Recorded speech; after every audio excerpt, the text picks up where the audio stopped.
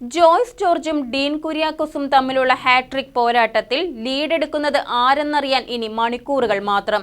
ഇരുവരും ഓരോ തവണ വിജയം നേടിയ ശേഷമാണ് മൂന്നാം അംഗത്തിനിറങ്ങിയത്. എക്സിറ്റ് പോളുകൾ ഡീൻ കുര്യാക്കോസിന് അനുകൂലമാണ്.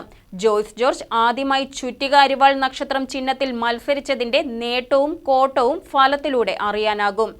NDAക്ക് എത്ര ശതമാനം വോട്ട് നേടുമെന്നതിൽ മാത്രമാണ് ആകാംക്ഷയുള്ളത്. ഡീൻ കുര്യാക്കോസ് UDF സ്ഥാനാർത്ഥിയായും ജോയ്സ് ജോർജ് LDF സ്ഥാനാർത്ഥിയായും ഇത് മൂന്നാം തവണയാണ് ഏറ്റുമുട്ടുന്നത്. 2014 ജോയ്സ് ജോർജിനായിരുന്നു വിജയം. UDFന്റെ സിറ്റിംഗ് സീറ്റാണ് LDF പിടിച്ചെടുത്തത്.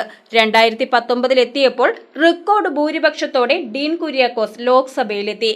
2014 പരാജയത്തിന് മധുര പ്രതികാരം. മൂന്നാം അംഗത്തിൽ വിജയം ആർക്കൊപ്പമെന്നാണ് ഇനി അറിയേണ്ടത്. രണ്ടുപേരും വിജയം അവകാശപ്പെട്ടു തന്നെയാണ് വോട്ടെണ്ണൽ കേന്ദ്രത്തിലേക്ക് നീങ്ങുന്നത്.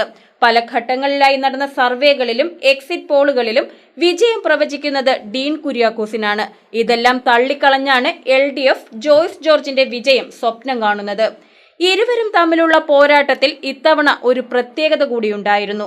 2 തവണ സ്വതന്ത്ര ചിഹ്നത്തിൽ മത്സരിച്ച ജോയ്സ് ഇത്തവണ CPM ചിഹ്നമായ ചുറ്റിക അരിവാൾ നക്ഷത്രത്തിലാണ് മത്സരിച്ചത്.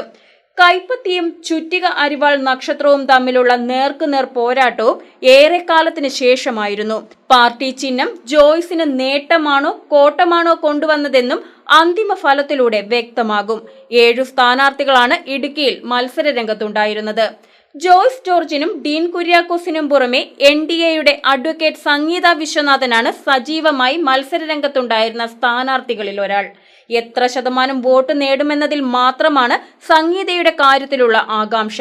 കഴിഞ്ഞ തവണത്തേക്കാൾ നേട്ടമുണ്ടാകുമെന്നാണ് സ്ഥാനാർത്ഥിയുടെയും നേതാക്കളുടെയും പ്രതീക്ഷ. News desk KCV news.